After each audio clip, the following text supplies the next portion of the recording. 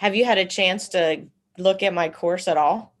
I have actually. I've been through it once, like really Okay, kind of fast. But cool. the main thing I love about it is that, well, a couple things. One is just like I didn't have any idea what exteroception is, and most people don't. That may Right. end up being one of the challenges. Like horse people, like most people, are like stick with what we know, what's familiar, Exactly. what feels safe, what everybody else is doing. So getting people generally, let alone horse people, to try something different is always challenging. Yep. But it was really cool that I hadn't really thought about you the way that you tied it in with, like, this is really what feel is all about. And Right. most horse people, they may not be able to tell you what feel is or Right. describe what it is, but they all know that they've heard that concept. Everybody wants to have it, whatever this elusive thing is. Right. So I love that. And I don't think I'd ever had any instructor that I worked with when I was riding, even try really to talk to me about what feel is and how do you develop it and all of that. So Right. very, very cool. Cool. Yeah, and it was really that student that I talked to you about, well, maybe a year ago or whenever that was, that really got me like thinking about how do you teach this to somebody? Like, how do you teach, because of course it does, I think, go further than just riding. It goes into the whole, knowing your horse and, being your best advocate for the horse. Um, but yeah, that's the one that got me really thinking about it. Like I'd always thought about it and everybody was talked about it, but yeah, nobody ever teaches you. Nobody ever. No, I mean, riding lessons in particular, they're an hour, you show up, you're paying for this person's expertise, and it really becomes, even if the instructor has good feel or has a good eye that Mhm.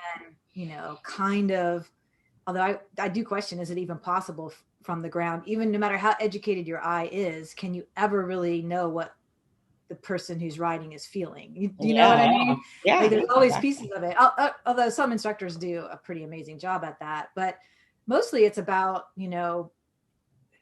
technical things, put your leg on, put more, use more rein, ask this, Hmm. half halt, whatever, as if, I mean, I can't tell you how long I took riding lessons being told to half halt and never really even understood what that meant. Oh I've my seen, God. Oh you my God. know, Yes. Yes.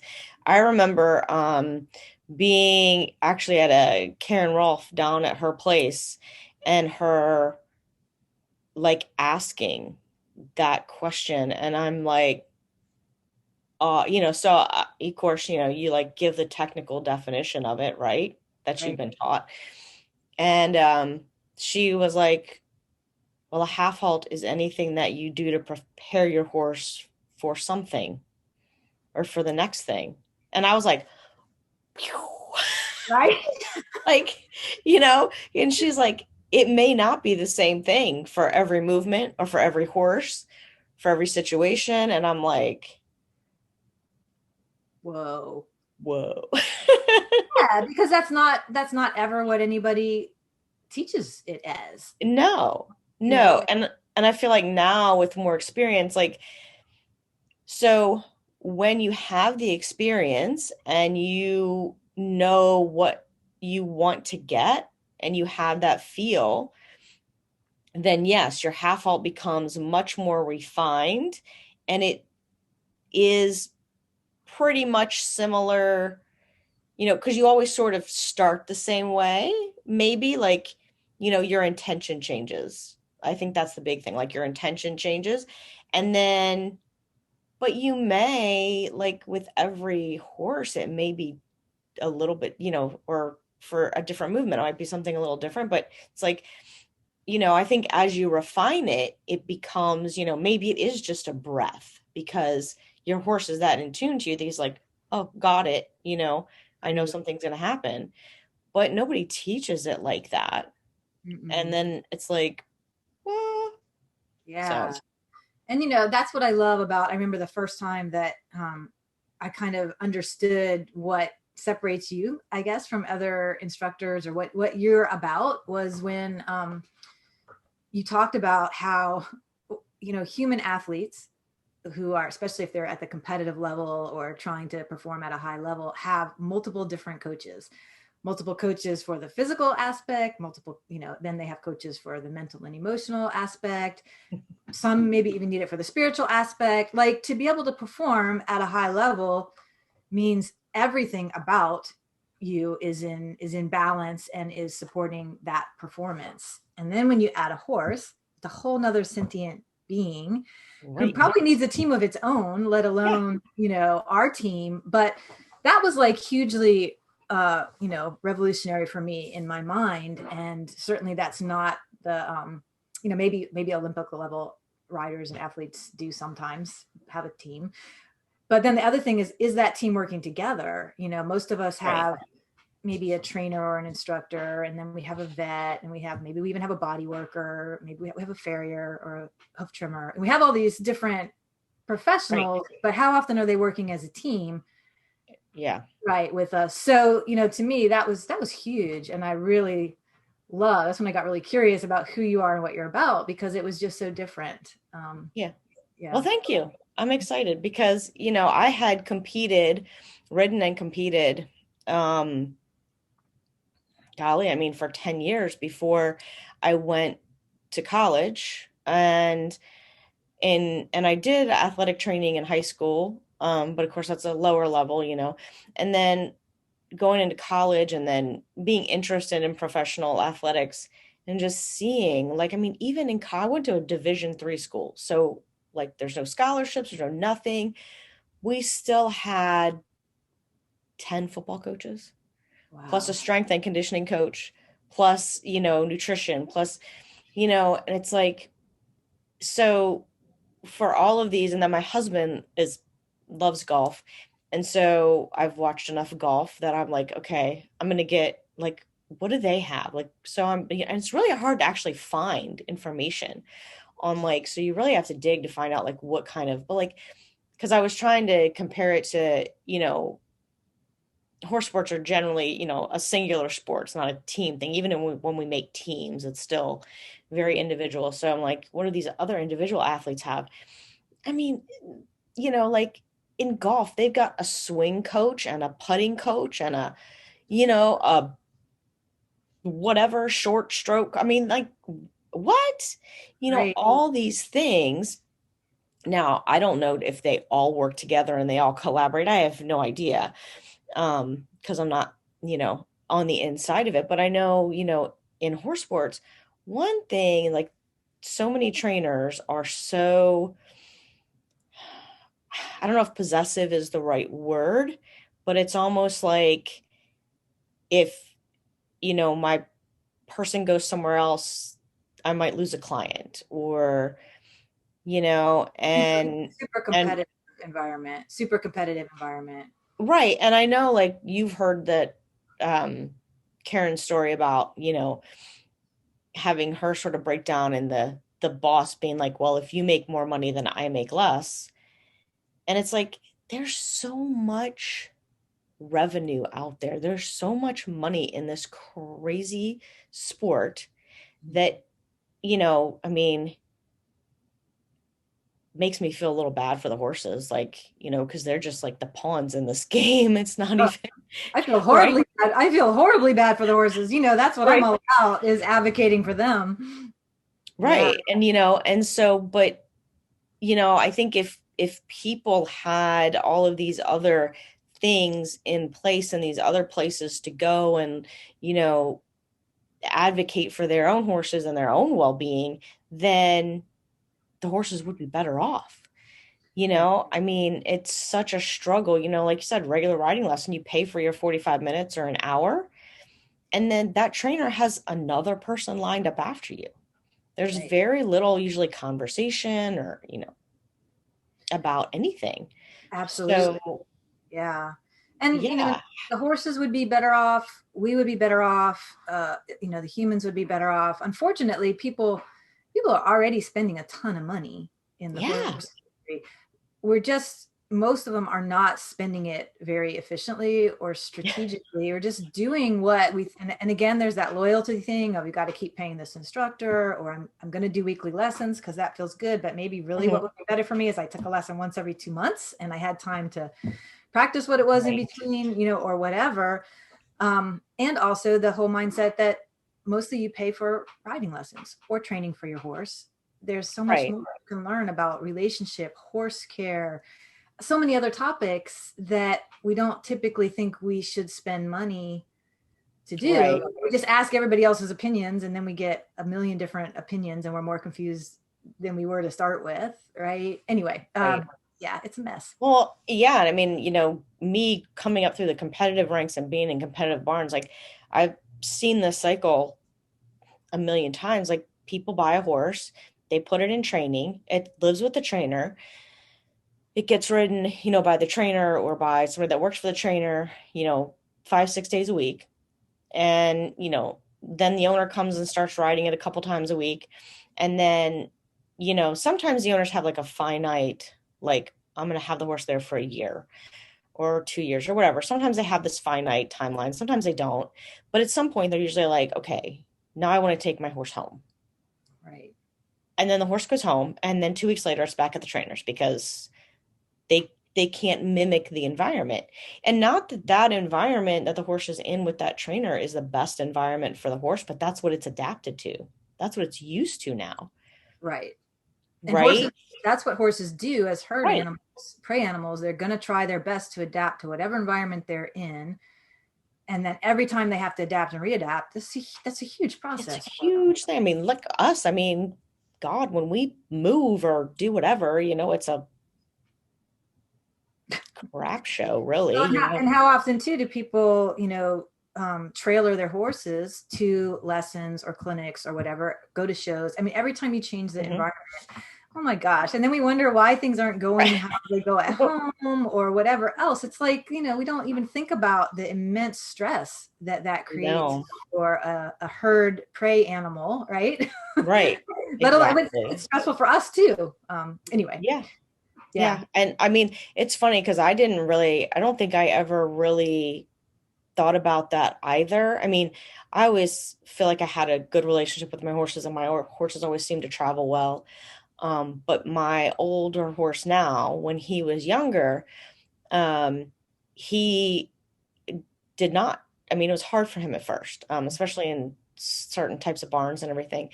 And I just, I was patient with him and I worked with him and I knew what he needed, and, and I learned what he needed when I didn't. But, and then we figured it out, and like we went so many places together, just me and him, that we had this whole thing that I didn't even realize was a thing, was just our thing. And then I went to a championship show one year, and a friend of mine, um, who I had actually been riding one of her horses for her, was like, I'll come with you and help. And I was like, oh, well, that'll be great. And have some company. Well, and okay, so the introvert in me was like, but I was like, okay, yeah, right. Like it's a So kind of a long, already your dynamics internally were changing from what they right, were normally, right? right. So it's a little bit of a long trailer ride. And I'm like, better, to be with somebody and, whatever. So, okay. So we get there and like, I mean, it was great. And she was wonderful, but like, the first morning, like I'm feeding and, like she's just trying to clean the stall and she's trying to do this and like you could see on his face, he was like, This isn't what's supposed to happen. like, right? And it's Yeah. like, you got to get this woman away from me. Like, I'm not, so I'm like, oh God, I didn't realize. And Yeah, then like there were a couple times where somebody else took him somewhere, or I took him to a clinic one time, left him at a friend of mine's barn, which is a lovely place. He had this big field we turned out. There were other horses nearby. I thought, grass, he'll be happy, and then he won't, I won't have to trailer him back and forth. And oh my God, she came home, she's like, he's pacing. Like, I can't. I tried putting him in the barn. I tried turning him out. I tried to put him out with one of her horses that he already knew. It just was not. And the only thing was like, because I had physically left. Now, I physically leave at horse shows and I would go to a hotel, but I guess, you Well, the whole know, context there was that had become predictable for him, right? right. Of you So, going, yeah, you right, changed up, like it's in his mind, you and he had an agreement about how this right, works when we travel, right? Like we're right, like both right, figured out how to right, support each other and we're all good. Okay. So, but as right, soon as you mix that up, right. you And, know, and you so don't I even took think you're doing something good for him, right? Right. So I took him, I did that same thing again. But I slept on her couch. Okay. Because, I was like, and I had gone home the time before because I had probably other horses to take care of or whatever. And it was, I didn't live that far away. It's probably a 45-minute drive. My barn was a little further. So I was like, I can make the commute and not have to drive the truck and trailer everywhere. Right. He was not happy with that situation. So the next time I went and I slept on her couch, he was totally fine with that. It's like, whatever. Yeah. But Um, that's so, cool that you noticed and you adjusted, right? Like we can't, you think we're doing all the right things. We think we're doing all the right things. Nobody else can tell us what's going to make us feel safe or feel better, right? Only he knows right, what he needs to feel that way. And awesome that you were able to, play around with it and say, oh, it was me. It's my presence or my, whatever it was. That's really cool that you were able to listen to that. But yeah, we can't predict whether it's for people or horses, what's going to make them feel safe and comfortable. Um, no, no. And so I think like when I did your vision discussion and then went through the course, like, just going into what their senses are and how they interpret the world based, you know, if we understand that, if we acknowledge that at least and try to work with it, then that I would think that just makes everything easier. You know, Absolutely. Yeah. And, I mean, how do you get into their world, And so I knew, okay, and I know, I'd had him for a long time. I know how he's going to act when he's not settled. And, so I was able to work through that. But, a lot of people then they get anxious, then they get angry, then they get, and there's all these emotions that people have. mm, And then the horse yep. then feeds off that and it becomes an endless cycle. So that was what really made me think about doing this with like us talking about the different, how can we sort of incorporate how the horse senses the world into how we work with them or even just live with them, if people don't ride or whatever. Yeah. Cause I don't ride, so, Right. um, yeah, it's relevant for anybody. And it really is where honestly things should start. Like it's really when you really stop and think about it that, first of all, like I had been kind of the traditional, whatever. I learned how to ride at Girl Scout camp. I went to a college that had an equestrian program. I always learned to ride. I also learned things. I learned how to muck a stall. I learned how to, clean hooves. I learned how to take care of tack. I learned how to those things. But when at age 30, I got my own horse for the first time and boarded it initially, that was all fine because someone else was really still taking care of a lot of that other stuff. But when I first brought her home, I realized I don't know the first thing about how to make my horse happy at home. And I don't know anything really about nutrition. I don't know, like as soon as things started falling, I just realized how much I didn't know, right?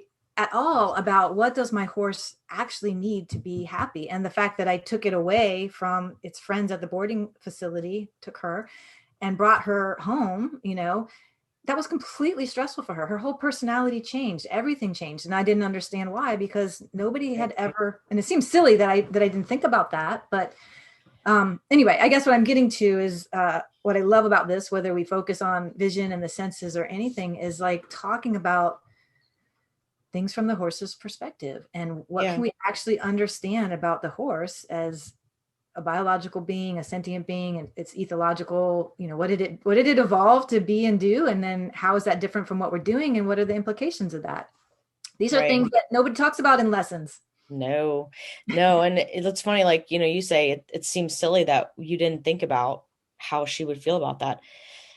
I mean, you and I think it's silly now because we know more, but people every day do Right. that and have no, and I don't want to make that sound like it's a judging statement No, either.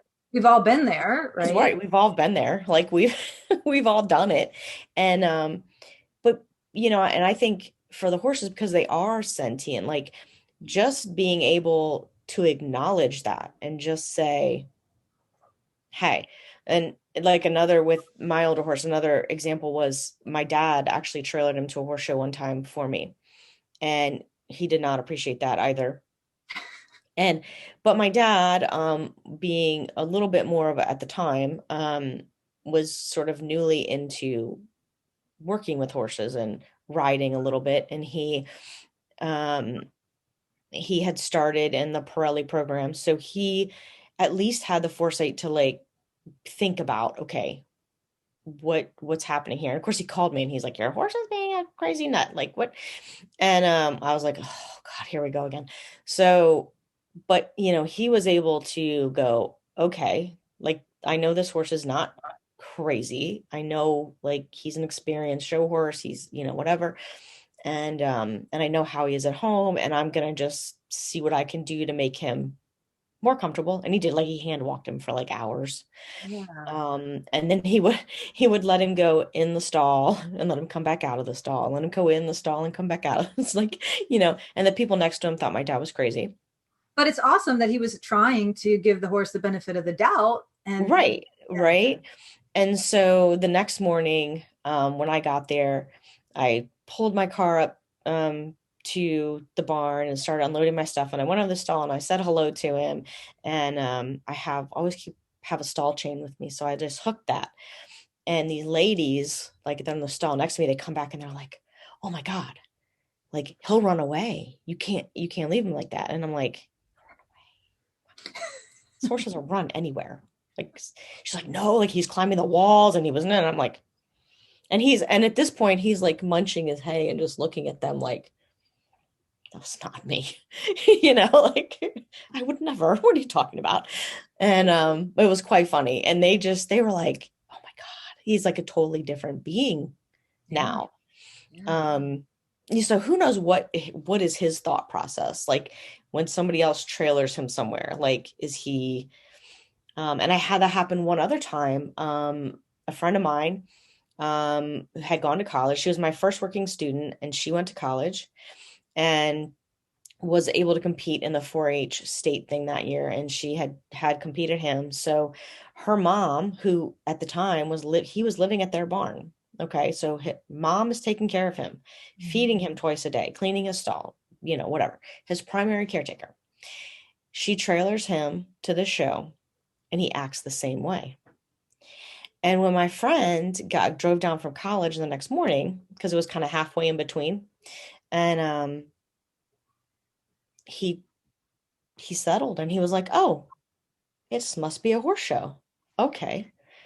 Well, when you You think know, about it, like, so what is being trailered? What is that experience to the horse? And, horses are super smart and they're yeah, very sensitive and they understand what's happening and they don't forget anything. So you don't even know, I don't know how long you've had this horse, but what was his first experiences with trailering?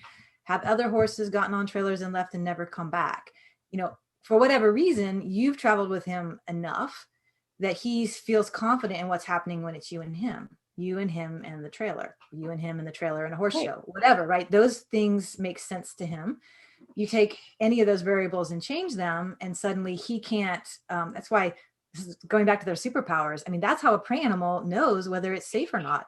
right, One little thing in the formula or the scenario or in the environment changes and suddenly it could mean danger, right? It right, changes everything. They innately understand that the little things are big things in terms of their life and safety. So it's right, really, it seems odd, but it's really not that odd. right. And it's funny that you say that now because, like, so I got this horse when he was 4 years old. And so the only times in my knowledge, because he was, I don't know if he was born on the farm where I bought him, but if he wasn't, he was born, at another farm and then brought to that farm. So, to my knowledge, the only times that he was trailered before my getting him was when I took him from that farm to the farm where I kept him. And then he went from that farm to, because I bought him when I lived in Germany. So he went from that farm onto an airplane, Cool. right? Um, Yeah. to the States, and then to my parents' place where he lived for a short time, and then I took him to the place where I was. So, and then after that, it was me and him, or me and him and a friend and their horse, like it was always me and him, really. Right. Right. Um, That was the so consistent, stable thing. right, right. Yep. And so, I guess anytime I don't go with her, I might go away again, even though I mean, at some of these experiences we're talking, I'd had him 10 years, at this point. But but it was such a normal thing for him, for to get on the trailer and go somewhere with me and do our Right. thing and go home and whatever. So yeah, it's funny. It's funny to talk about that, which is completely off topic from what we were going to talk about, But too. I love about these, what I think is going to be fun about these is like if we can just, I love just letting it go where it's going to go, right? Right, We'll probably, if not today, at some point get back to what the original was, but right, just to kind of let it free flow is sort of fun too. right. And we didn't do like any introductions. So, um, let's do it now. So I am Anna Fox with Equus Enlightened, and my thing is helping people find their riding superpower or whatever superpowers they want working with their horse. And this is Kim Hallen with Unbridled LLC, and I will let you introduce yourself. Thanks, Anna. Yeah, so I'm Kim Hallen, Unbridled LLC. I'm in outside of Charleston, South Carolina, and my business is an equine inspired learning business. And essentially, what I do is help both humans and horses kind of unbridle themselves from both the external expectations, labels, judgments, all those things that we get outside of us, and also internal fears, self-doubt, self-criticism, self-judgment, all of those things. Unbridle ourselves from all of that so that we can get down to just who are we authentically and how do we relate to one another as authentic individuals. And so it's about healing relationships, really. And I love that because I love it like just in terms of horse people and like, because it's a world where there's all this expectation. And horses are really good at just teaching you about life and how whatever expectation you have is probably going to go out the window. Yep. But we as horse people, a lot of horse people tend to be really emotional about that, like so if you go somewhere and something goes awry, then you're emotional about it, whether it's you're sad or you're angry or whatever it is. And then for people who don't know anything about horses, but they have the same thing. I mean, they have expectations of life and things go awry and then they have, so it's an interesting. It is interesting, and it's really the distinction, which I didn't really know when I first started this, that there would be of working with horse people versus non-horse people, is that horse people actually have two layers of it we have to undo, which is all of that we have wrapped up in our own self-image and expectations, which everybody has. But then we also have all this stuff we've projected on horses and on our relationship with horses, whereas when I work with non-horse people, it's so much easier for them to just let go of maybe the few preconceived notions they had about horses and start to see horses for who and what they are, is a lot easier for them. So there's a lot more unpacking that has to happen when I work with horse people than when I work with, Yeah, yeah. I believe that because it is like two different worlds. And I think that's one of the things that I've learned in trying to teach people the feel. And a lot of that is just blocked by preconceived notion, whether it's about your horse or about your life. Um, and for example, I have a client who um, he just fell into horses. His wife and his daughter rescued 5 or 6 horses from terrible circumstances, all different breeds, all different types. Mm. And the daughter was riding at the time. And then she, you know, as so many teenagers do, got disinterested and they Yeah. still had these horses. And he was like, of course, that normal mindset, preconceived notion of I have these horses, I should ride them, right? Because that's what horses are for, Yep. riding, Yep. doing something. And he is a he's a very scientific guy. Did like medical research, and now he's a software techie. And if he watches this, he's gonna know that I'm talking about him. But he's and so very like technical guy, very driven. Like, and I knew this like from the first time I met him. Like he came and he met me where I was keeping my horses at the time, and he had very specific questions and but he was looking for something non-traditional because he kind of had a few of those traditional riding experiences, and he's like, I learned nothing, like Mm, nothing. right. um and he knew that not only with riding, he also needed to learn some horsemanship because he knew nothing about that. And his horses didn't stand for the farrier, and they didn't, I mean, they all came from horrible circumstances.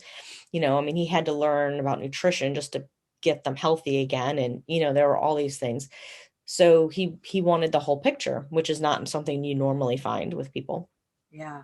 Yeah. And so I've been working with him for a couple years, and these horses were doing fantastic. And he's just, and he would always ask me like, oh, God, do you think I'm making progress? Do you think I'm like, okay, well, remember when we started working together, the farrier like didn't even want to come to you because the horses wouldn't stand still. Um, and now you can do all these things with them. And he did ride on occasion. Um, but that was never the focus of our sessions. And then I was trying to he was having like trouble started having a little trouble interacting with them. Mm, And you know and I knew that his habit was to go out after he works from home, so his habit was to go out after work and do the chores. Is very task oriented, like have to feed, I have to pick feed, I have to, da, da, da, right. da, da. And then of course if he wanted to ride or work with a horse too, that was like another task. So it's all and and he's like, they used to all come to me, and they used to all, now they're like, "Mm." And I think things in his work environment were also stressful at that time. Mm, So I said, well, and he is not going to be into any sort of existential anything. Okay. right. None of the woo woo stuff. Right. He told me about some videos. He watches some woo-woo stuff, and he's like, no. Yeah. And so I'm like, okay, but you have to realize like they sense like before you open up the door to come outside, they sense it. Like they know. And he also breeds and trains German Shepherds. So he also has like, he knows that dogs do that. So I'm like, Right. so I was able to bring that into it. Like it's the same thing. So like I want you to just go outside and consciously be like, hey horses, how are you today? And I'm like, take you a beer and go sit out on the field Right. and see what happens. And he was like, you know what? They were all like, hey Steve, what's happening? Right. But he's like, the instant I would go out there and I would forget to do that, Yes. they were like, Well, you know, we tend not to think about it as relationships. And, that's not woo woo, and energy is a real thing. That's not right? woo woo. It's labeled that way, but, we Right. can talk about it in very scientific terms too. Yeah. But, so a relationship, so you and I have a friendship or whatever, maybe you're my next door neighbor. And if every time I come outside, you're out there and I don't even acknowledge you. I just go about doing my business. I mean, you can start to feel many different ways or whatever. But Right. if I at least even just wave to you or say hi or talk to you over the fence or not, I don't want to, not necessarily take over your time, but it's just this idea that they're not just objects, right? They are sentient beings, and we want to have a relationship with them when we want to have the relationship with them. Right. You don't get to turn that on and off. It's a relationship every time we interact with them, and we do have to remember that. Yeah. And I think like for a lot of people, then they go into that are riding. So then you take, that stress from your day, Yep. and your body's keeping it somewhere. Like even if you're not thinking about it, like even if you're on your horse and you're like, I'm concentrating on, my lesson and what the instructor's telling me, your brain is still holding that tension, you Yep. know, wherever you hold it, and it's a little bit of like self-discovery to go, ooh, where am I holding that tension? Like, what do I do? What's my thing? Um, and Oh, that's actually gonna be part of my longer course. But hmm. yeah, like you have to figure out where it is, because just holding that tension, your brain, then it can't receive input.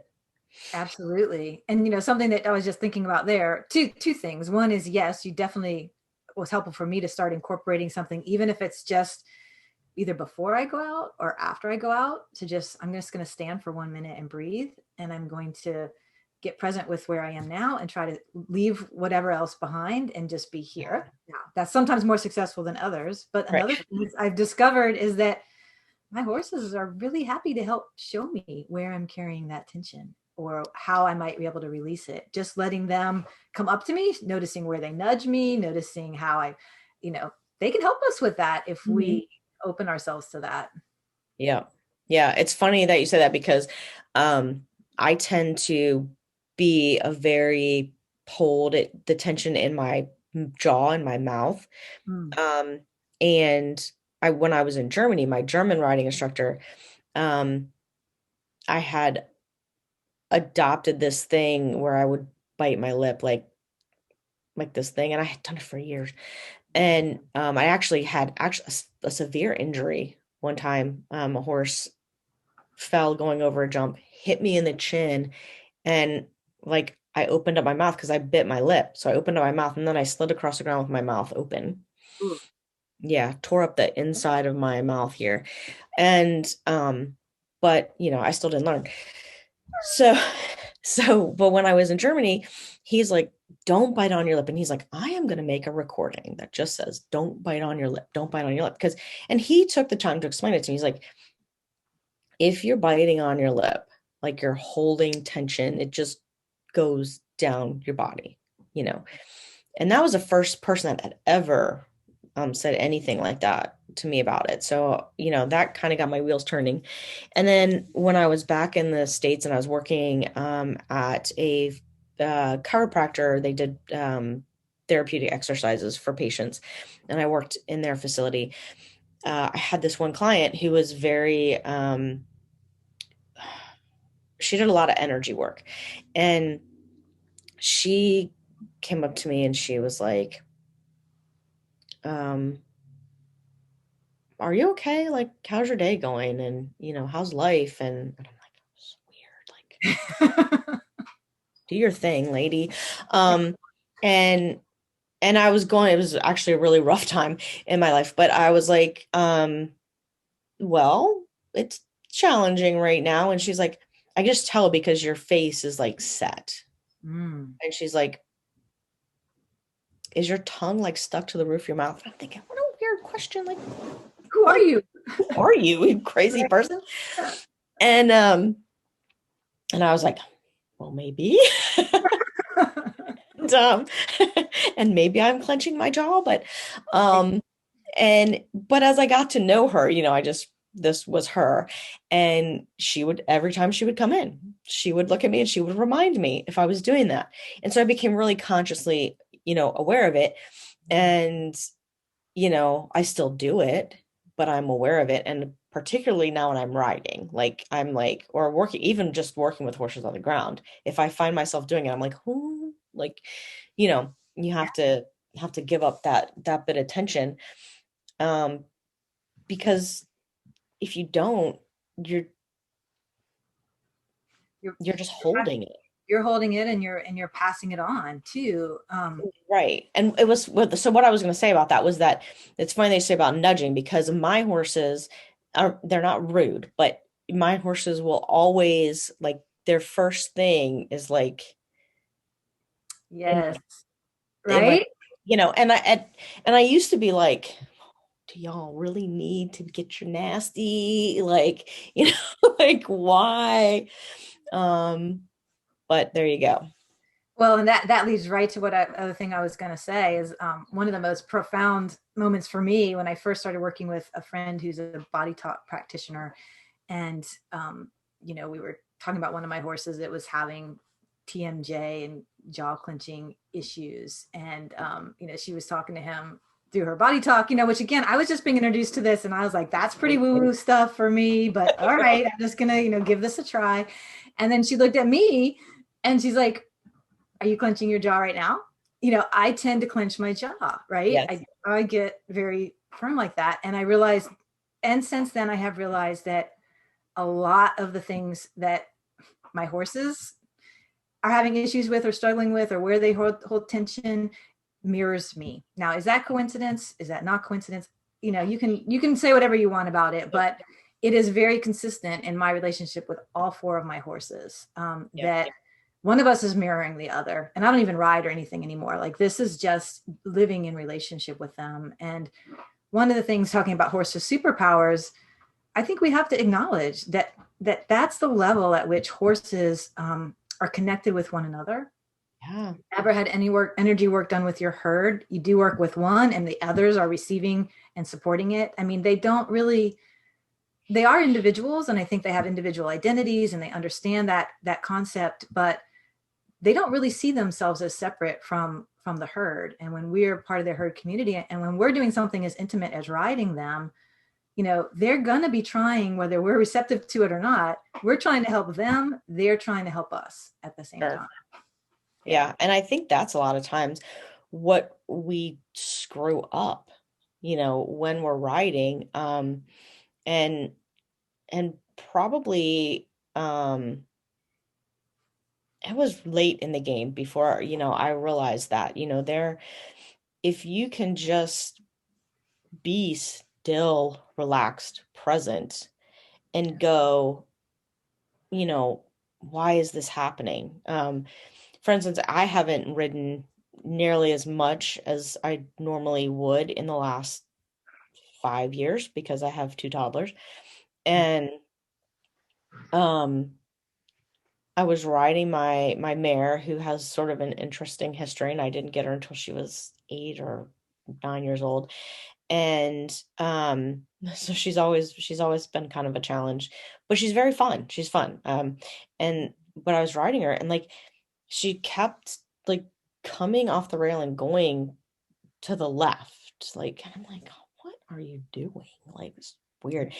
And usually actually she likes to kind of drop her right shoulder a bit. And I'm like, this is what is going on? And I found myself like trying to correct her, and I'm like, get. And then, this went on for a few minutes, and then I was like, okay, check yourself because you're doing something.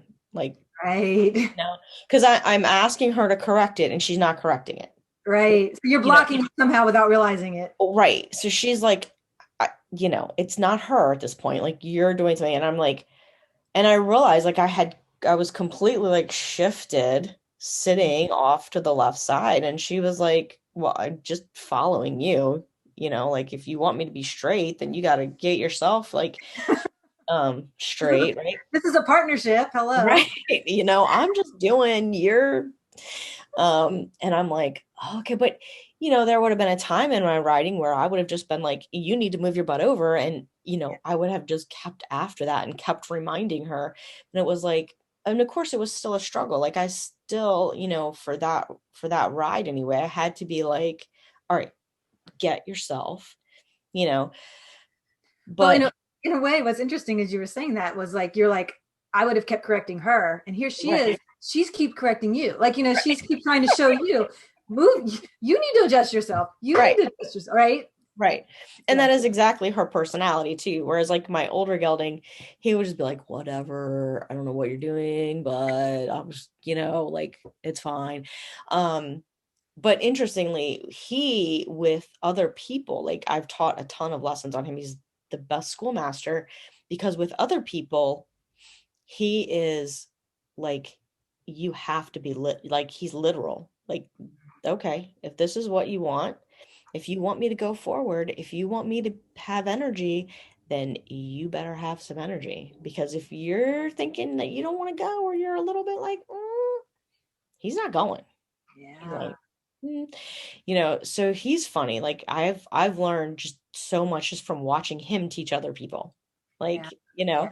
whereas she's the extrovert. So she's like, look, you're messing up, fix it, you Right, know. right. Well, and it's almost like two different ways of keeping themselves and someone else safe. Mhm. The gelding, that could be in some ways self-preservation, because if you Oh sense yeah. that the person is like, I'm mixed, I want to go, but I'm scared, then that person's probably going to tense up or do something uncomfortable to him when he does finally go. So Hmm. he's sort of like, he's saying, I want to make sure you're 100% on board with what's you're asking for before I even, it's like they're almost mind readers. They're so in Yeah. tune. Hmm. We tend to think that horse is just being lazy or stubborn or whatever else. And he might just be saying, I'm not quite on the same page here. Yeah. And he would be one like that people would call lazy and dull. Um, and he's none of those things. But, if you get the right energy and you're communicating with him very, he's actually really sensitive. So if you're over asking, he's the introvert. He's turning it off because it's too much.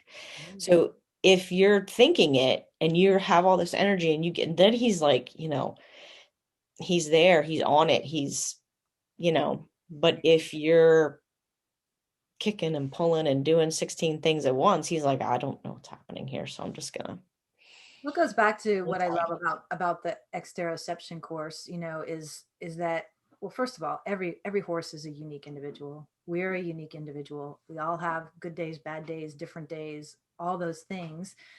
But what we're taught is, this is how you tell a horse to trot. This is how you tell a horse to stop. This is how you tell it, right? As if it's just a thing about cues, and it's not about having a conversation with whoever it is. And that's where I think, like, gosh, if we could just start with beginners, whether they're Yeah, children or adults, at the beginning, and say, you're building a relationship between you and this horse. And just like any other relationship, we can learn. And then we're teaching them about life as well as horses, which is really cool, right? yeah, But anyway, I love that. I love that you're doing the exteroception course and that you're talking about how do you teach feel.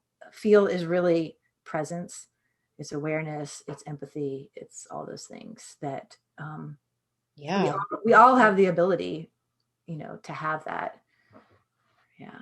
We do. Yeah. And, everybody has it in some degree, I think, in their interpersonal relationships with people. Like, you know, but a lot of times it doesn't translate to the horses because we weren't taught that. And so how do we do that? How do we make it translate to the horses? And then how do we take that and translate it to our human relationships? Because sometimes I've learned so much from the horses and the clarity that horses and going through your kinship of the herd with, doing those lessons and like, oh, oh, yeah, they will tell you and they will help you. And then you're like, wow, if I just, you know, did this with another human, Right. they'd be like, oh, okay. And then, with like the kids, it's, the same thing. Like I take a lot of like they learn a lot from the horses and the horses help me a lot with them because, it's like there's boundaries, there's respect, and Yeah. respect in its proper definition, a Correct. mutual thing. Yes. Right. An honoring versus like, listen to me is be respectful. Right. Yeah. Right. Yeah. No, I think that, this is where I got sidetracked from my, other course with horses to this new life was when, my horse Tempo helped me understand why my marriage wasn't healthy, well, as I was healing her relationship and had to understand, a lot of that, but realizing that, yeah, if we can learn how to build true relationships with horses, gosh, we become such better people in every aspect of our life, and understanding how to have other relationships, and such a huge gift, right? That most of us are not. We all, everybody I think I know says I'm a better person because of horses. So whether we're trying to or not, I think they're teaching us stuff anyway, just because it has to. But if we actually do it intentionally, how much we can get out of that is incredible. Right. Oh yeah, because there's so many horse people that, you know, that say, oh, they really respect their horses or their dogs, whatever their animal's opinion is about another human. Right. And but it's like, but at the same time, you have to also then respect what they're telling you about you, That's the even hard if it's part. even if it's not what you want to hear. Um, and Yeah. I know, I mean, my old gelding, I mean, he really taught me that all of this does play into your writing. And like, because if I didn't have him, I probably wouldn't know that. I rode Right. the first horse that I ever had, and I thought this was and it was a blessing, but I thought, you know, he's a little spooky as a young horse, and he's looky and he's very smart, and likes to check everything out. But he was not, high energy. He was not, he's a pretty level-headed dude. He's very smart, and self-preservation's high on his list. So, um, I was like, God, this is amazing. I can like go jump around and this horse doesn't run off, or he doesn't, all my other horses that I'd had a lot of off the track thoroughbreds, they all came with like extra baggage. And so I was like, God, this is amazing. And then we got to a point where it was like,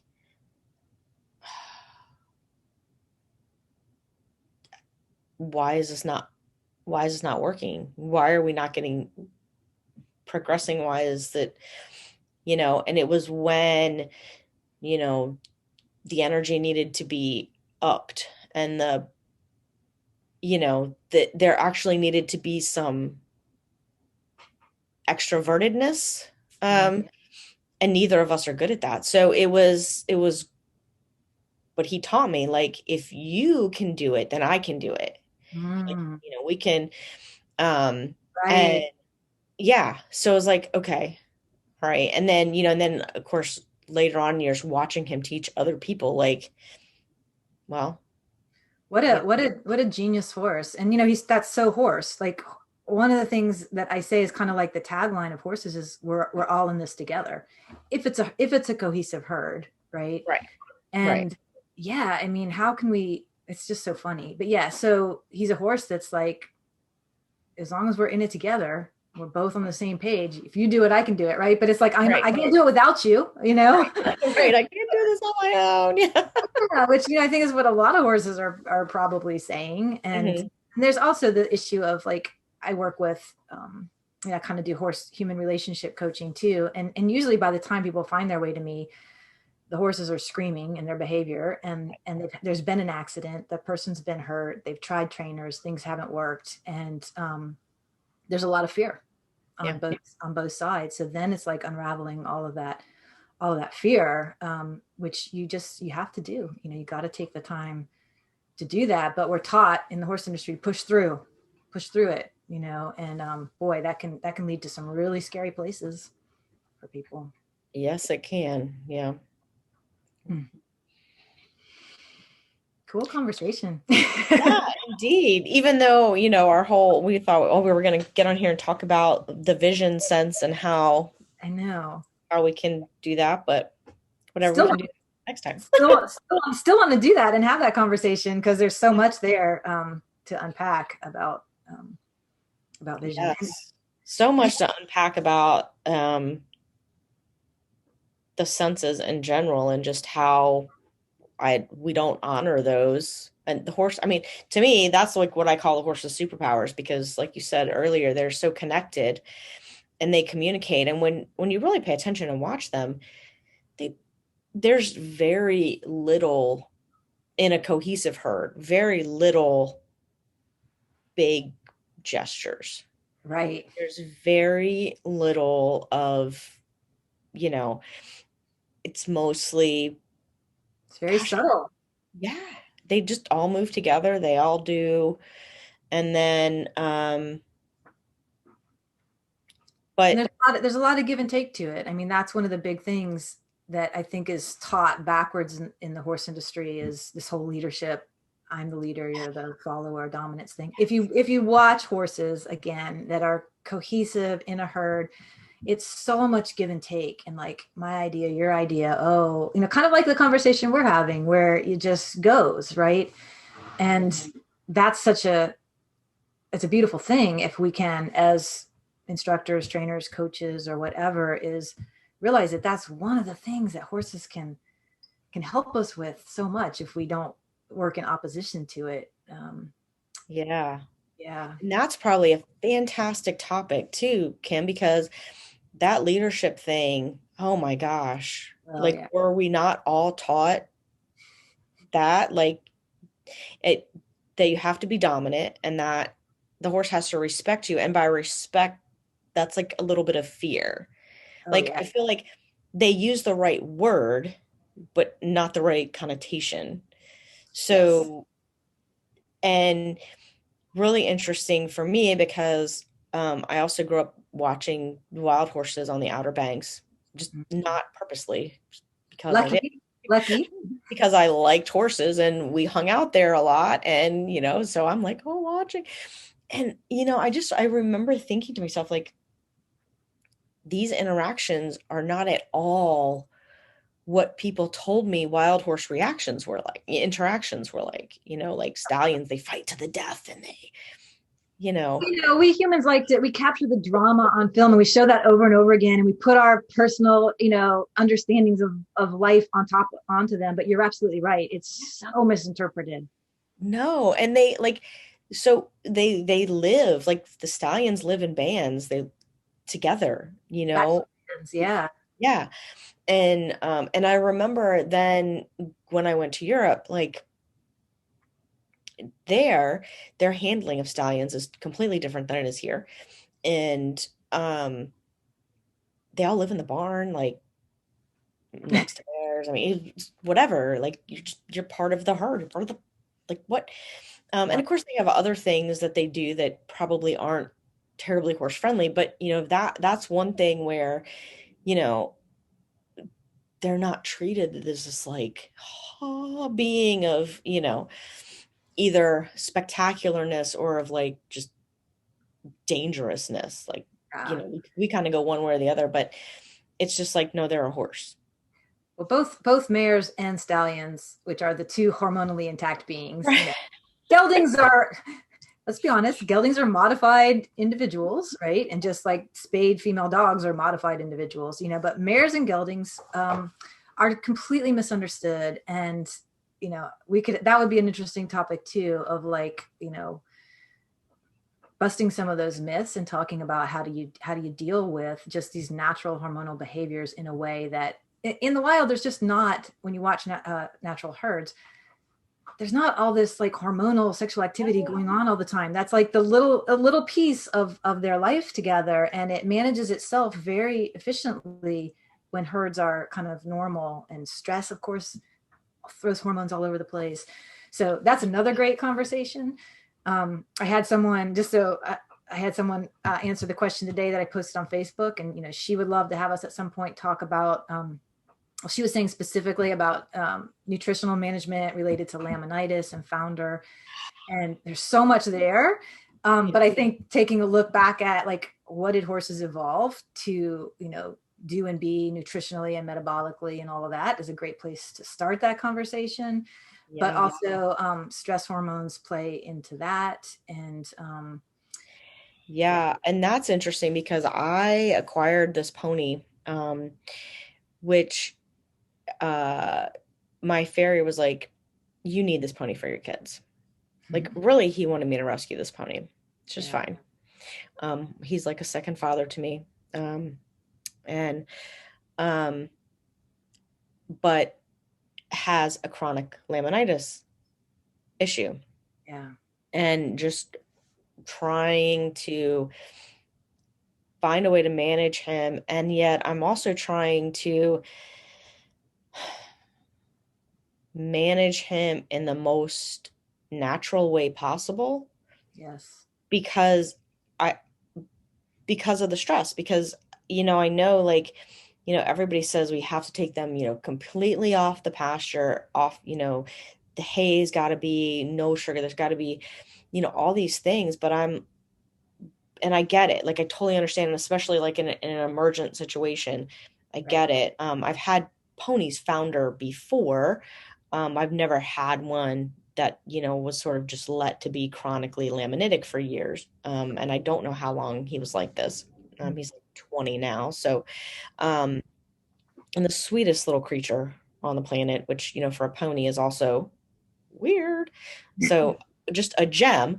But yeah, so that's really interesting because I'm trying to manage him. I hate it in the summertime when I have to keep him away from everybody else just because he Yes. can't be on the grass. Right. Um, Yeah. Not that I feel like the big horses acknowledge him all that much.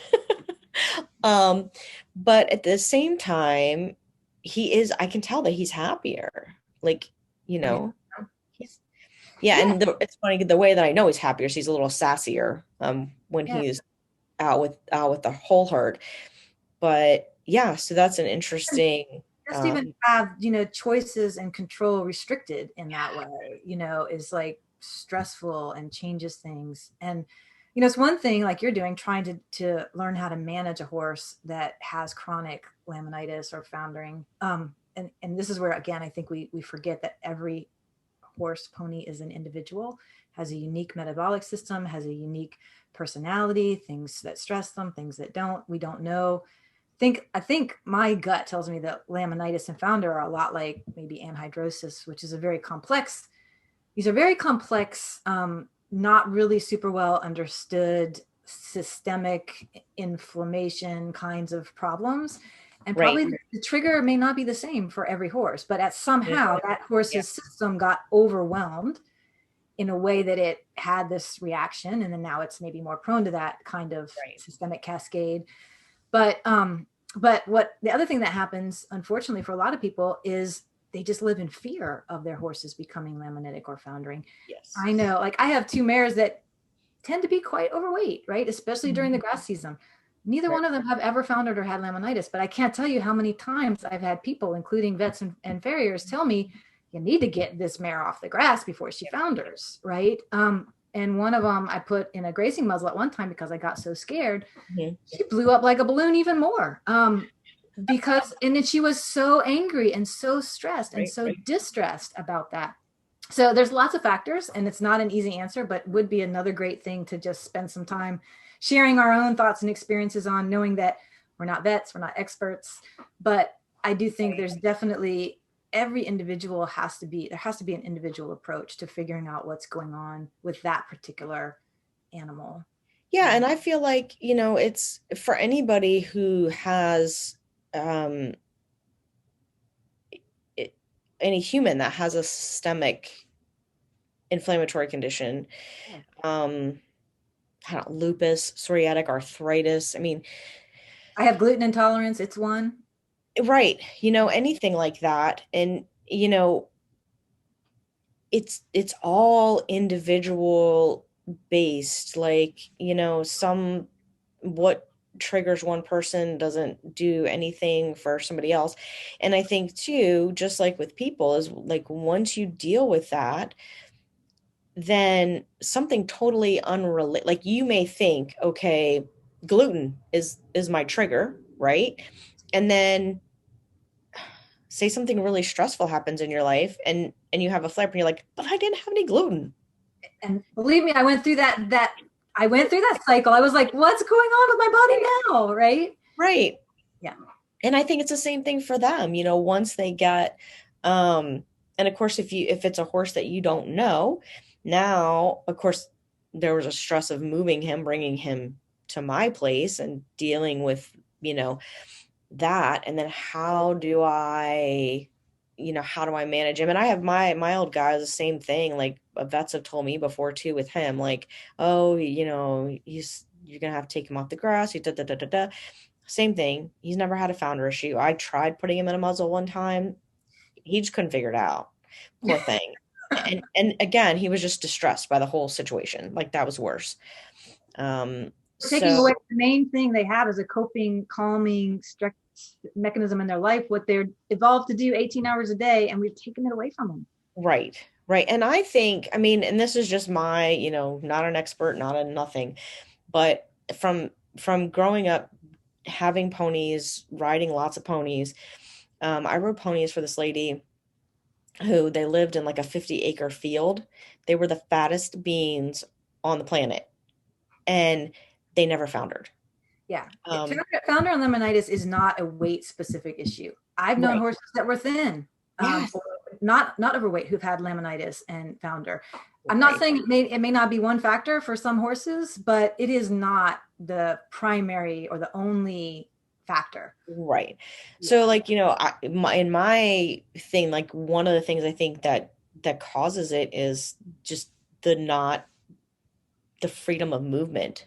Mm. These ponies could move, they could do whatever. You know, they lived outside, they got ridden, they came in occasionally, they did, but basically they were fine. And of course my horse and your horses are basically, even though their space is limited, they still have choice. Yeah.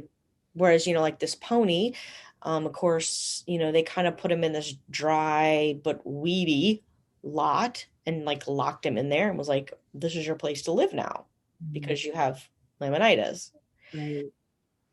Yeah, and that's tough. And Right. again, once their system has cascaded, then it's figuring out what support they need to rebalance. But one thing you can say for sure is that founder laminitis, anhydrosis, these are very rare if they exist at all in the wild, Yes. which Mhm. tells you that, to me, logically, the more you can return them to a natural lifestyle, the more likely they're going to be able to rebalance themselves to that. Now, of course, lush green pastures are not necessarily natural, but Right. I think a lot of times these horses have what will stress their system even more is the grains, concentrated sugars, fillers, these things that are completely unnatural that their system doesn't know how to cope with. Mhm. Grass sugars is something they encounter in the wild. And you think that if a wild horse comes across a lush spring area, they're not going to eat the heck out of it and be fine. Right. Right. So there's just a lot of other factors. And maybe lush grass happened to be the thing for that horse that pushed him over the edge. Or maybe you think that's what it was and it was really something else. Right. So Well, and it was interesting having a conversation with I have a new farrier because my old farrier second dad retired. And so having a conversation with him, we're just talking about like what role do um commercial fertilizers, weed oh, killers, right. I mean Yes, all the chemicals. the chemical stuff, like what is that called? Because in the wild, that's not really a thing. No, it's not a thing at all. And Right. don't think that that's a small thing. That's huge. Right. Maybe out west where horses are sometimes grazing up on close to people's properties, that's yeah, a little bit of a thing. But Not you like that's what you get to eat every single day is right. right. Um, and I watched an interesting Zoom chat on YouTube with a lady from England who works with a lot of horses and hoof issues, and she was talking about that and how, most of the time, because we're trying to do the right thing and we're trying to like have, nice grass and pastures for our horses, that actually overworking them and making them nice is actually not the best because it that's not the thing in the wild. Like horses, they have to forage for Yes. good grass. They have to eat other things. But we're like, no, horses only eat really nice grass. That's all they eat. Do we need Or anything? really or really nice hay. So I saw an interest. I watched it was Equicentral, I think, that put together this video, which they're a really cool group. But horses evolved. Horses have one of the most efficient digestive systems of any prey animal. And you think about their big bodies, they have to be able to, compared to deer or others, like they need a lot of nutrition to keep that big body going. But they are designed to constantly eat largish quantities or even small, but constant intake of low quality forage is actually what they're designed to do, and to pull Yeah. nutrition out of their digestive Yes. systems are superior at pulling out nutrition out of low quality forage. And the variety is important. So again, like that pony that he got put in that one, like there just might not have been enough variety for him there. I don't even know that the fact that it was dry, kind of dry, weedy. Some Right. weeds they won't eat at all, though, so horses are Right. selected. But anyway, like cows, apparently you have to have pretty high quality forage for them because they double digest and it's slow. So they have to Right. have denser nutrition in a smaller amount because they just can't. Horses can eat an incredible amount in a 24-hour period. And to keep them healthiest would be to have plenty of low to medium quality hay and forage that they have constant access to versus any amounts of higher quality, more concentrated anything. So it goes opposite of what we as horse people think. I need to have the nicest hay and the nicest pasture. Well, right. Well, because when you look up nutrition and from any place you look, it says high quality forage. Right. That's such a pet peeve of mine, Kim. Um, like It's not actually what horses need. no, and I get okay, so and I think what the nutritionists and the feed companies what they're trying to get at with high quality is that it's not moldy, um, Right. you There know, aren't a lot of fillers or not toxins. dusty, doesn't have anything that's harmful in it, to horses like burrs or foxtails or whatever. Like I think that's what they mean. Is safe, Right. supposedly. So maybe that's maybe what it should be called, safe forage, but they say high quality. So everybody thinks they need high quality. Yeah. And it's so funny. And like my hay guy um makes a huge range and he knows I'm the low quality forage girl. Me too. And Like, my hay guy loves me because I'm right. like, He is like, and it's funny, this time of year he trucks in hay from out west and people love it and they hate it. They love the quality, but they hate that they're 150-pound bales. I hate it because none of it, I'm like, what's the crappiest thing you've got? And I feed my horses round bale, mhm. generally like low quality. Yep. Um, and because and if I'm not feeding round bales, if I'm feeding square bales, um, same thing. Low quality mixed grass, fescue hay. Um, and so funny about this pony though, when I first got him, the vet's like, okay, so it has to be low sugar hay and like the chaff stuff is good for them. And this, well, the only thing that you can find like that is really high quality. Right. That, I mean, tore this poor little creature up. He had the worst diarrhea. Like it was just a Um, nightmare.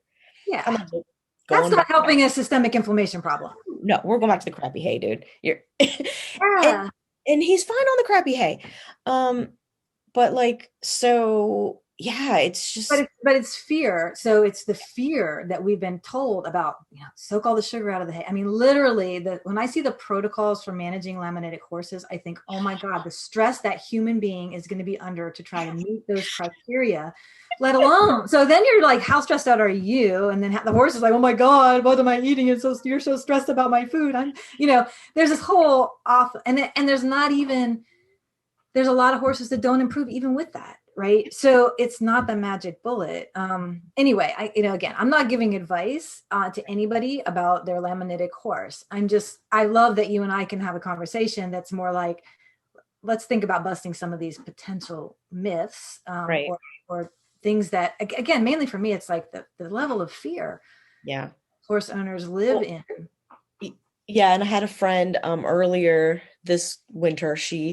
Um she sent me a text message. She's like, "Hey, um the hay guy has this like second cut fescue mix. I love it. It's like fescue, bluegrass, has some orchard grass in it. Mixes are great because again, it's variety for the horse's nutritional Right. system. And I love this hay. First cut, second cut, I don't care. Like whatever, my Yeah, horse will eat. me too. Um, third cut, if we get to a fourth, that's fine. But Yep, this is what he had left in these small bales.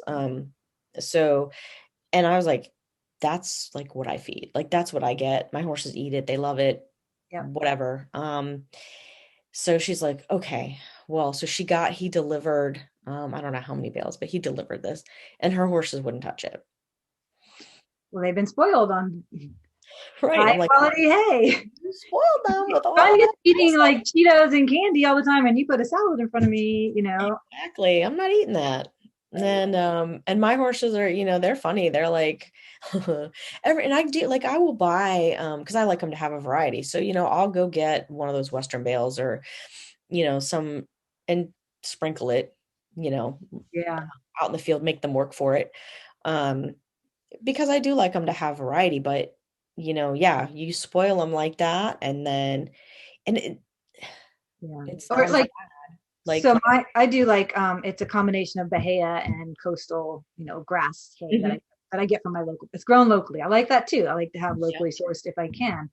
But sometimes, like, occasionally, it's just timing. I run out before he can get back to me or whatever, and I'll go to Tractor Supply or a local feed store and get one of the really nice coastal bales or whatever. And right. yeah, my horses will devour. First of all, they'll devour that thing in like half the time that they will the normal hay. And Mhm. then when I come back with the my normal hay for the first couple of days, they're kind of like, yeah, yeah, yeah, yeah. But then after a couple of days, they're back to eating it normally. But it is interesting. Yeah. Yeah. Yeah. Yeah. Um, where I was going with all We that. could we could have a whole conversation about hay. Oh my Like God. even when I was taking my horse Gus down to Florida and um and I've never been able to go for like a whole winter, so I was going like a week or 2 weeks at a time. And you know, generally take your hay with you, but for that short amount of time. Because everybody was like, oh my God, they only have coastal hay. Like they won't eat that. And then, they'll colic because, oh my God, it's a different hay. And da, da, da. Look, he was like, that looks different. I'm gonna eat that. Like, and he was always happy to eat it. He was like, cool, this is, um, and maybe that's because he's always had some sort of variety. I don't know, but it was really funny. And people were like, oh my God, you're not afraid he's gonna get sick. And he's, And different horses are different. But here's another one. Could be a whole nother topic too. Boy, I could get into a million different topics. But I was always told that whole thing about horses are more likely to colic on coastal. And my older horse Shoki used to colic. And I stopped feeding. That's why I first started feeding Bahia, was because he consistently would colic on coastal. Well, you know what? It turns out it was a tooth issue. Um, and this gets into a whole nother thing about how a lot of times dentists address the back teeth, but they don't address the front teeth. And he had like developed this kind of smile here. So Mhm, horses chew like this, right? They don't chew right. like this. And the way that smile was, it was his front teeth that was locked. He couldn't grind. So Mm, he couldn't grind the coastal. And for some reason, the coastal did need to be ground more than more, it right. was finer or whatever. Once I finally found a natural balance dentist who addressed that for him, I had 3 to 4 colics a year with him consistently the few years before that. And once we got that addressed, even when I put him back on coastal hay, he never colicked again, actually, his whole life. And then later he couldn't chew hay at all because his teeth got Right. so bad and I had to Mhm. soak it. But that was a different issue. But, that's another thing is sometimes, and he had always had consistent dental work by both of it and Mhm. a dentist, but they weren't knowledgeable enough to fix what was going on with his teeth. So the reasons why horses do certain things can be very complicated and again very individual and unique, and we tend to jump to a lot of really just across the board conclusions because we've Yeah. heard them before, right? Yeah. And I've learned through the years, like, um, one thing, and not to like knock vets at all. Like, I totally respect, they're super smart. I have a friend that's a vet. She used to be on a horse vet. Now she went to small animal, but just super smart human.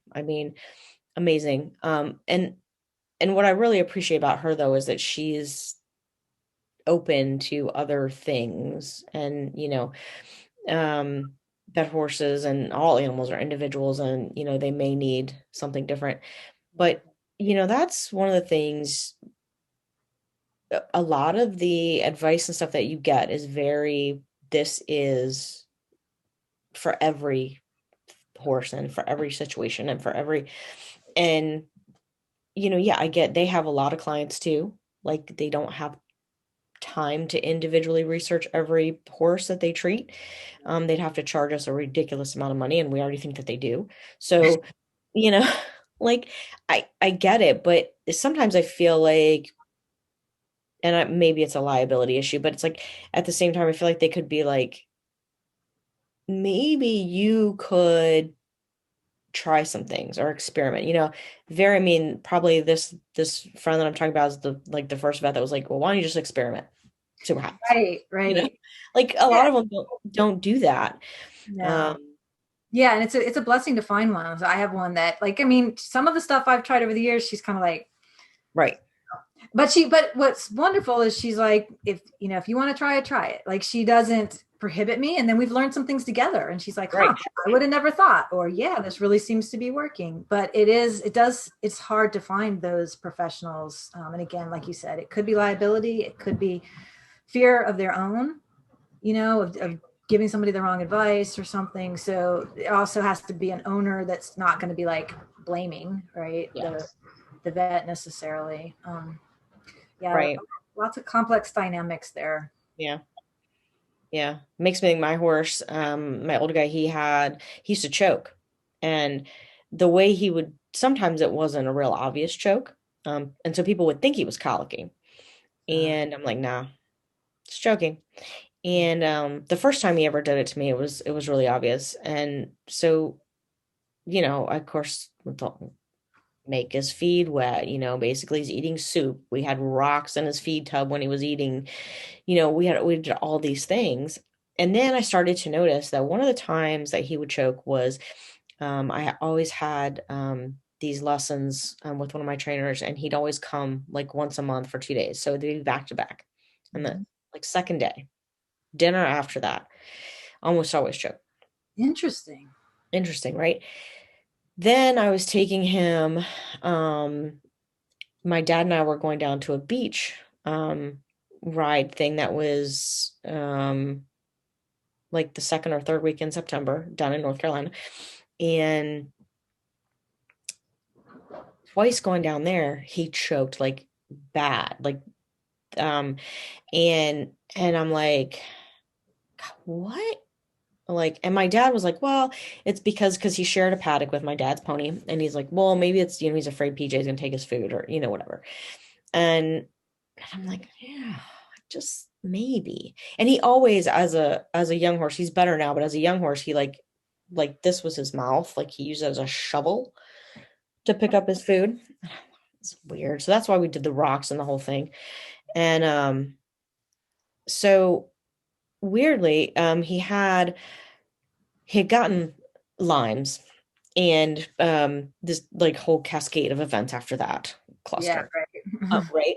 So, but a friend of mine suggested this supplement that was basically vitamin E, selenium, something else, to help with his muscle rehab. And I started giving that to him, and he didn't choke Hmm. ever. And I was like, what? Took him off of it. And He he was doing choked. it again. I'm like, so I started doing all this research. Well, as it turns out, selenium, one of the very first things that it does when you're deficient is it paralyzes the smooth muscle tissue, which is, of course, what operates the throat, Wow. Wow. right? So I'm like, huh. So ever since, he's been on a selenium supplement, No and he issue. doesn't choke anymore. Isn't And I that think fascinating? when we went to the beach, because coastal soil is more deficient than, the soil where I am, it's deficient, but not as deficient. Yeah. So, just a couple days of being in that environment was enough to just like, And I think maybe the reason that he did that was because he couldn't, that nibbling that horses normally do. I mean, their throat is working too. It just Right. wasn't working right. Um, so yeah, it was really interesting. Love that. I love that. And again, But, yeah, you it's know, his unique, like not all chokes are the same, right? right. It's like, And of ah, course when I told my vet that, she was like, maybe. she's like, well, you're totally right. She's like, but in you pull blood work on him, everything's within normal limits. Of course. Yes, but that's true. Normal limits are what's Right. normal for an individual animal, or what do they need, or all of that. Right. But oh, what was I going to say? Something about I don't remember now. Anyway, but about the choke. Anyway, something about individuality. I'm not remembering now, but Not I all love chokes are the same. not all chokes are the same. Not all everything is the same, and just being able to be creative about and nutritional imbalance. Like again, how do you know what a horse needs except if the horse is trying to tell you? Like there's certain times a year where mine will start eating the mud.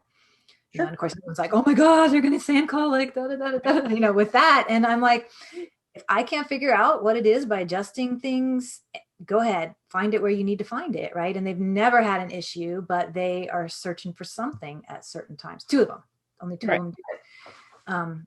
And it's particular places on my farm that they'll do it, Yeah. Yeah. right? So again, I don't know, the more that we can So give funny. them give them enough flexibility and options that they can figure out for themselves what they need, that's also helpful. But I Yeah. know we've been going an hour and a half, so Yeah, I know. Jeez. yeah, but this is cool, and that we you might be able to divide this up into some different snippets of information if you wanted to, Yeah, I will or we I'll want send to. it to you and you look at it and see what you think, and I'll look at it too, and we can, yeah, definitely. And then, Well, we could also just ask for feedback of like, is this kind of free ranging conversation useful, right, is interesting, that or helpful, or would right? um, Because it was funny. I was talking to my husband about it, and I was like, we were, our whole thought was to keep these short, right? Because, everybody's busy, and who has time to listen to, these hour and a half long podcasts that we were talking about. right, And my husband's like, well, you don't listen to them all at once. true, And I'm like, okay, but I do. Like, right, yeah, some people do. I mean, and I think, especially, but, I'm not a normal person probably. So, my thing is, I feel like especially if I want to get something out of it, like if it's pure entertainment value, I pause it and move on and do whatever. But I feel like Right, if I'm trying to get something out of it and I'm trying to connect the whole thing, then I want to listen to the whole thing at one time. right. And it's But just like, we're talking about every horse is an individual, every person is an individual. And one thing about just a couple things about just leaving it the way it is like it's easy for us. Like we want to provide some of this for free. So it's just like, hey, here it is, and use it how you want to use it, and let it be up to individuals to figure out how they want to digest it, I right. guess, or if they want to. So I'm open to however we decide it's useful. Okay. Cool. Yeah. And I mean, we can even, share the whole thing. And then if we want to take bits and pieces and use them wherever, we can do that too. Absolutely. Yeah. So, I'm game for whatever. and then maybe at some point, if people are like, hey, I want to be in on that, I want to, be able to ask questions or whatever, we can look at Yeah. doing Or have a 3 or 4 way conversation, whatever. Like I really look at this as just you and I are both kind of into paradigm shifting. So it's like if we can do or contribute anything that helps people think differently, open their minds, open their hearts, feel a little less frustrated and afraid and everything else, then I feel good about it. Yes. Cool. Well, thank you. It's Thank been you. fun. And thank you again for like you're coming up with this idea and also keeping up with it so that we made sure that we started it and got it scheduled. Yeah. Um, Well, and part of it, like you're sharing all this content on the Patreon, and I'm like, oh my God, like she's crazy busy. Like she's got all this stuff. And then I'm like, feel compelled to comment on it because most of it's really good. And I'm like I read the child rearing one. I need to go back and do it again because I'm like, oh, there's so many things. Yeah. Like what Yeah. horses can teach us for communities and things like that. So I was like, yeah, I just need to get with Kim and be like, we're going to do it. Like we need to start. Yeah, and it's, yeah, it's just about setting aside the time and scheduling it, and we can do it. And yeah, I mean, that's a good point for both of us. Like, this isn't intended to be like plugs for our businesses or whatever, but if anybody listens to this and wants to know more about you, you know give your website, you have online classes, like how do people find you? And same with me with my website or Patreon community. um I'm sure if we post it, we'll tag each other, so if Yeah. people want to engage with us in different ways, they can. Yeah. Cool. All right. Well, enjoy the rest of your day. Thank you. You too. Thank Onward and you. upward. Yes. Bye. Bye.